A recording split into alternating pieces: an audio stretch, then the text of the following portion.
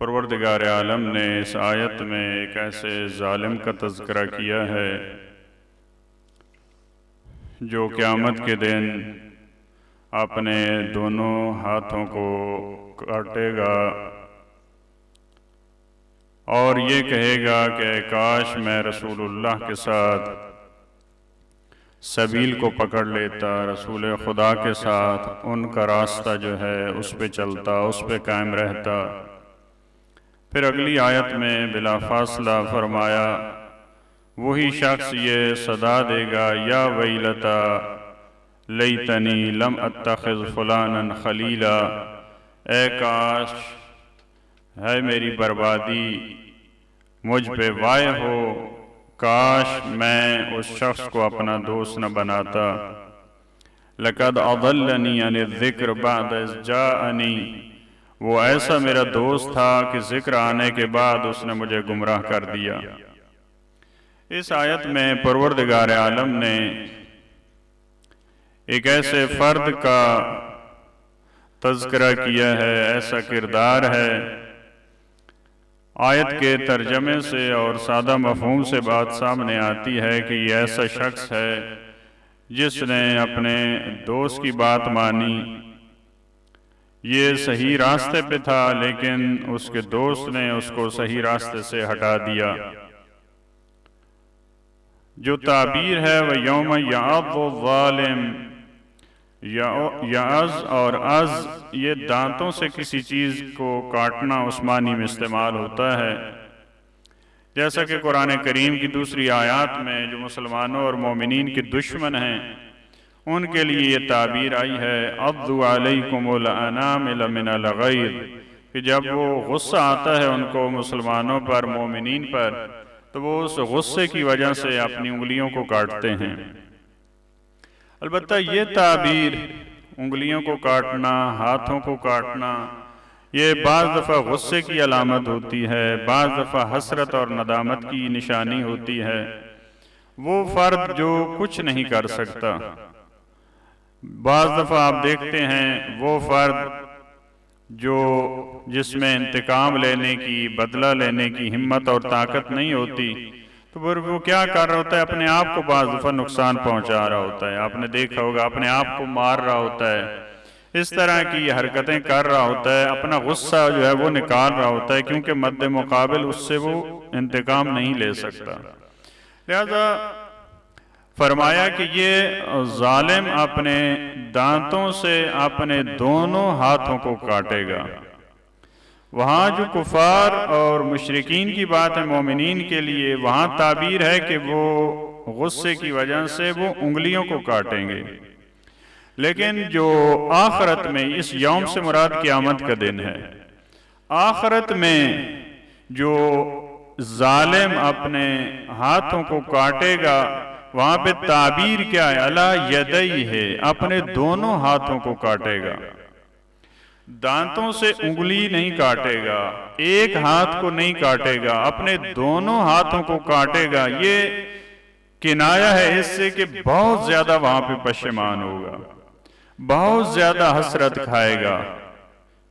वहां पे इंसान कुछ नहीं कर सकता। वहां पे ऐसा तो नहीं है यहाँ दुनिया में मुमकिन है कुछ किसी को नुकसान पहुंचाए जब इंसान गुस्से में होता है किसी को, लेकिन वहां तो इंसान के इख्तियार में नहीं है कि वो दूसरे को नुकसान पहुंचा सके। लिहाजा वो अपने आप को नुकसान पहुंचाने की कोशिश करेगा। और ये किनाया है, हमें समझाया जा रहा है कि ये जालिम इतना वहां पे पशेमान होगा, अपने दोनों हाथों को अपने दांतों से काटेगा और क्या कहेगा, यकूल लैतनी इत्तखज़तु मअर रसूल सबीला, ए काश मैंने रसूल वाला रास्ता अपनाया होता। अलबत्ता साथ जो ताबीर है मार रसूल सबीला, रिवायात की रोशनी में सबील वो मौला कायनात अली इब्न अबी तालिब की जात है, उनकी जात पे बुलंदतरीन सलावत।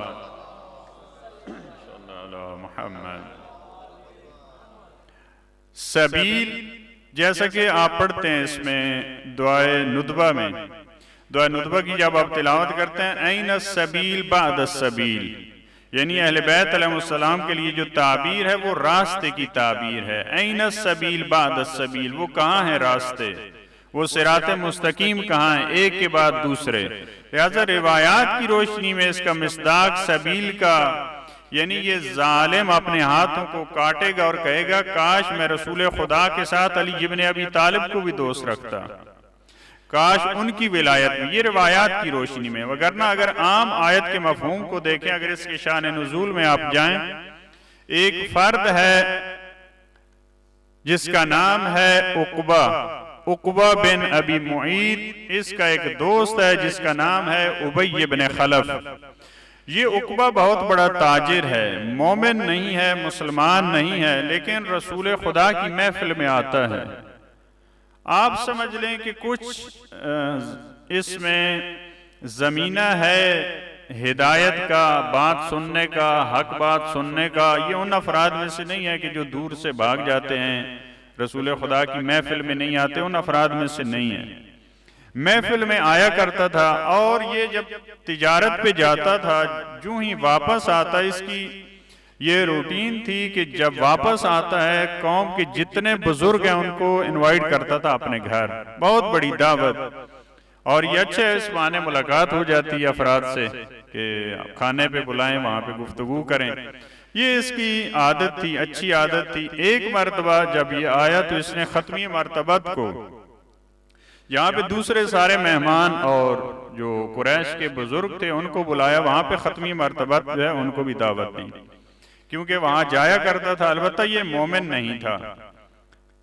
खत्मी मरतबत तशरीफ लाए, ज़ाहिर है उनकी महफिल में जाता है तो अदब है, उसने जब दावत दी है तो खत्मी मरतबत आए हैं। लेकिन जब दस्तरखान इसने बिछा दिया, खत्मी मरतबत ने फरमाया कि मैं तेरे दस्तरखान से नहीं खाऊंगा जब तक तू जबान पे शहादतें जारी नहीं करेगा। अब मुमकिन है किसी के जहन में ये चीज आए कि रसूल खुदा ने इस फुर्सत से फायदा उठाया या उसको मजबूर किया। बहरहाल खत्मी मरतबत जानते हैं कि उसमें कितना ये फराहम है, उसका मिजाज देख चुके हैं, उसका अखलाक देख चुके हैं, उसका उठना बैठना देख चुके हैं खत्मी मरतबा। तो उनको मालूम था जाहिरन कि ये इस मरहले पे है कि अगर मैं यहाँ पे ये बात करूं तो उसका असर है। इसने कहा कि ठीक है, मैं शहादतैन पढ़ता हूँ, मैं तौहीद का इकरार करता हूँ, आपकी रिसालत का इकरार करता हूँ। इकरार किया खत्मी मरतबत ने, इसके खाना जो है इसके दस्तरखान से खाया और ये महफिल तमाम हुई। इसके जब सारे मदीने में ये खबर फैल चुकी या मक्के में, लेकिन इसका एक दोस्त है उबय इब्न खलफ, उसको जब पता चला तो उसने कहा कि मैंने इस तरह से सुना है, क्योंकि दोनों पहले एक जैसे थे, दोनों एक जैसे काफिर थे, एक जैसे मुनकिर थे। कहा कि मैंने सुना है कि आप तो मुस्लिम हो गए हैं, इस तरह से आपने इनवाइट किया रसूल खुदा को और आपने शहादतैन तौहीद का इकरार किया, नबूवत का इकरार किया, तो या रसूल खुदा या मैं, दो में से एक ऑप्शन तुम्हें लेना होगा। या तेरी और मेरी दोस्ती खत्म है, अगर मुझे दोस्त रखना है तो रसूल खुदा को छोड़ना होगा, अगर रसूल खुदा को रखना है तो मुझे छोड़ना होगा। इसने समझाया, कहा कि मेरी मजबूरी थी, ज़ाहिर है मेरे घर मेहमान थे और रसूल खुदा ने ये शर्त लगा दी कि जब तक आप शहादतैन जारी नहीं करेंगे तो मैं खाना नहीं खाऊंगा, लिहाजा मैं मजबूर हो गया तो मैंने ये काम किया है। तो उसने कहा बहरहाल इसकी यही है, इसकी तौबा ये है, तेरी और मेरी दोस्ती उस वक्त बाकी रह सकती है कि तू रसूल खुदा की खिदमत में जसारत करे। अगर तू रसूल खुदा की खिदमत में जसारत करता है तो फिर मेरा दोस्त है, अगर नहीं करता तो तेरी मेरी दोस्ती खत्म। मुअर्रिखीन ने लिखा इसने रसूल खुदा की खिदमत में जसारत की है। जो जसारत की है वो तौहीन है, उसको इंसान बयान नहीं कर सकता। और उसी की सजा में खत्मी मरतबत ने एक नफरीन की, जिसकी वजह से बद्र में ये फिन्नार हुआ और इसका जो दोस्त था उबय इब्न खलफ वो ओहद में फिन्नार हुआ। यहाँ पे अब जो दो किरदार हैं हमारे सामने, और आज की दुनिया में ये बहुत बड़ा पैगाम है, खुसूसन जो नौजवान हैं, बच्चे बच्चियां, वो इस पे गौर करें। जो दोस्त है इसका इंसान की जिंदगी में बहुत बड़ा किरदार है। ये कहना कि वो मेरा दोस्त है, उसका अपना अकीदा है, मेरा अपना अकीदा है, उसका अपना नजरिया है, मेरा अपना नजरिया है, वो बुरा है तो उसके बुरे काम उससे रिलेटेड हैं, मैं तो वो उस वाले काम नहीं करता, अगर वो ये काम करता है तो मैं तो नहीं करता।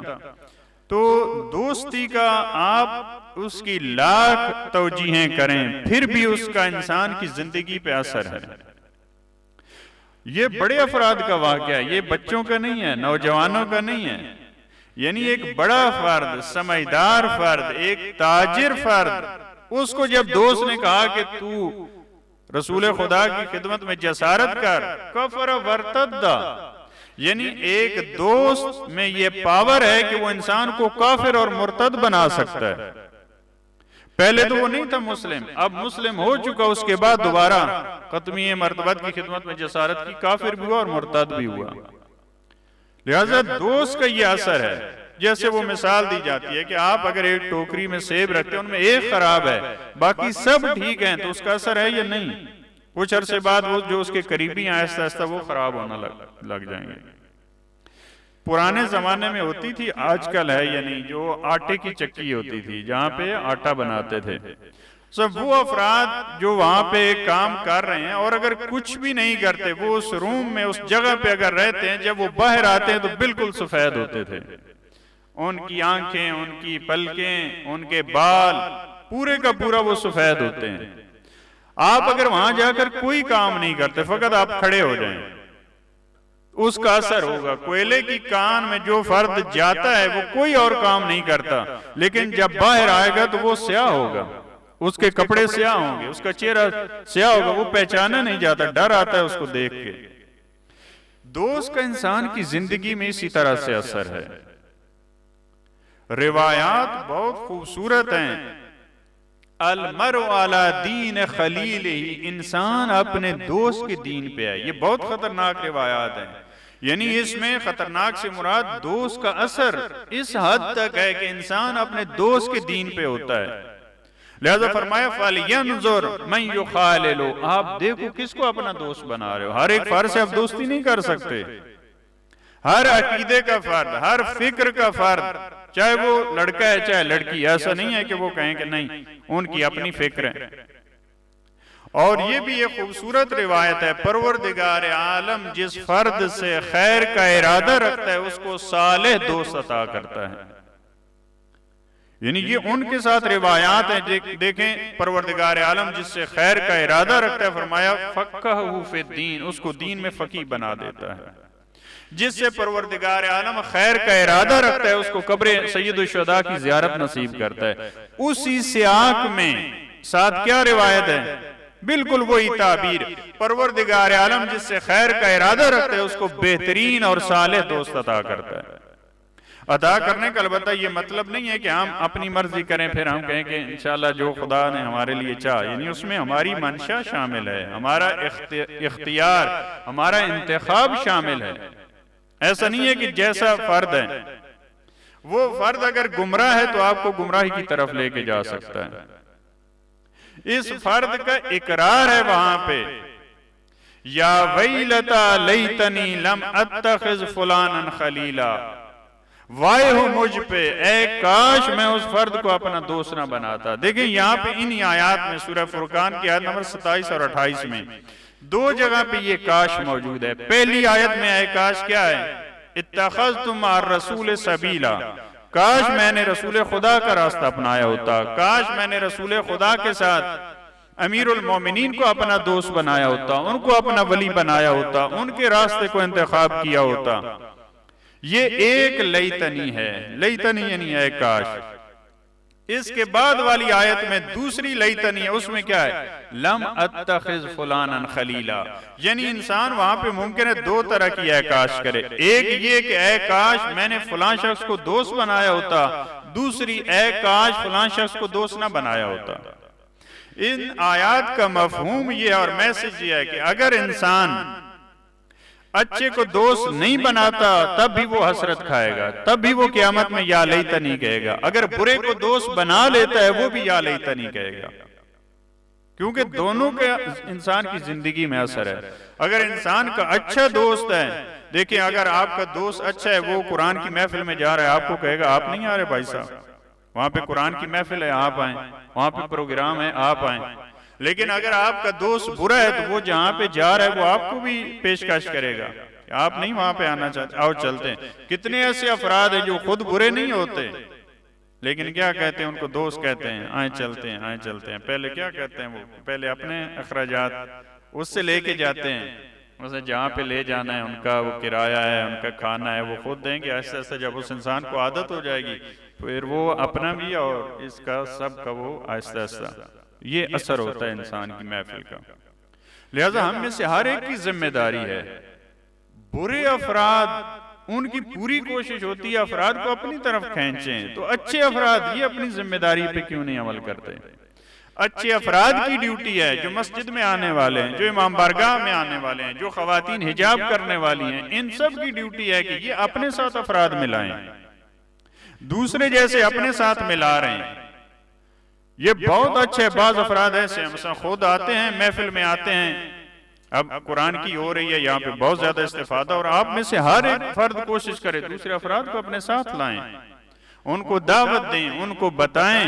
यानी आप में से हर फर्द, अलबत्ता बहुत पेशरफ्त है, मतलब पिछले साल की बनिस्बत शायद 2 बराबर हैं अफराद जो तिलावत में आते हैं, लेकिन इसमें और गुंजाइश है। हर फर्द कोशिश करे, बाकी जो उसके अफराद जानने वाले हैं उनको इन्वाइट करे। ये नहीं है कि आप कहें कि मस्जिद इब्राहिम खलील वालों की ड्यूटी है, उन्होंने कह दिया तो ठीक है, बस मैसेज आ गया तो ठीक है। खुद ये कहना, इसमें बहुत बड़ी ताकत है, हुजूरी तौर पे कहना, फिजिकली दावत देना।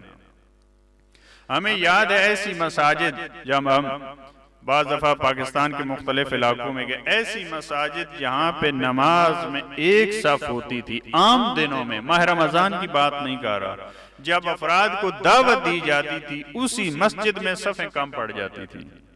वो अफराद वहीं पे रहते थे, आसमान से नहीं आए, जमीन से नहीं निकले, वहीं पे वो अफराद हैं, उसी महल्ले पे हैं, लेकिन जब आपने उनको दावत नहीं दी, हालांकि खुदा की दावत तो आ चुकी होती है, तो वही मौलाना कहते थे कि एक सफ है नमाज की, आधी सफ है।